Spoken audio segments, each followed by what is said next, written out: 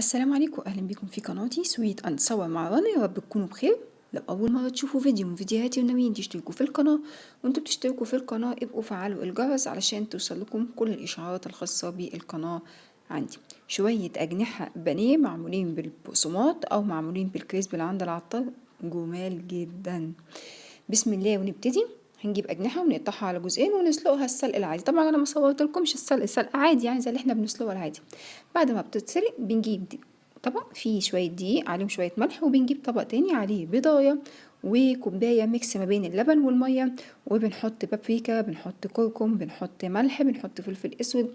وده الكريسبي اللي عند العطار، انا عملته في المطحنه او في الكبه، وممكن تعملوا بالبقسماط. لو خدت بالكم في اول الفيديو كان فيه لونين عشان دي معمول بالبقسماط ومعمول بالكريسبي.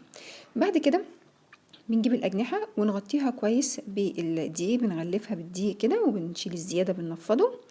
وبعد كده بننزل على الخليط السايل اللي قصادنا ده كده اهو، وبعد كده بنخرجها من الخليط السايل ده ونحطها على طول في الكريسبي اهو،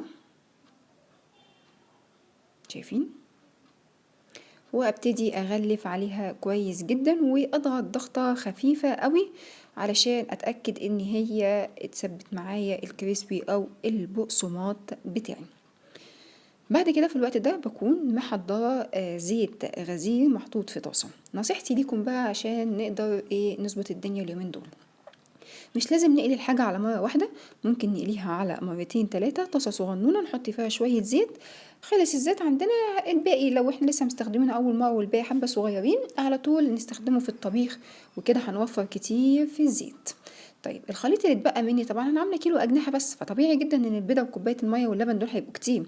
هنصفيهم كويس وبعد كده هنشيلهم في الفريزر. اي استخدام تاني، هعمل قرنبيط، هعمل فراخ تاني، هعمل اجنحه، ايا كان.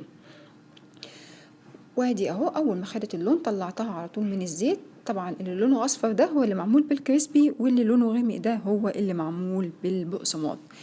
بجد بجد جميلة جدا، حلوة قوي، جربوها وهتعجبكم. اشوفكم في فيديو تاني، والسلام عليكم.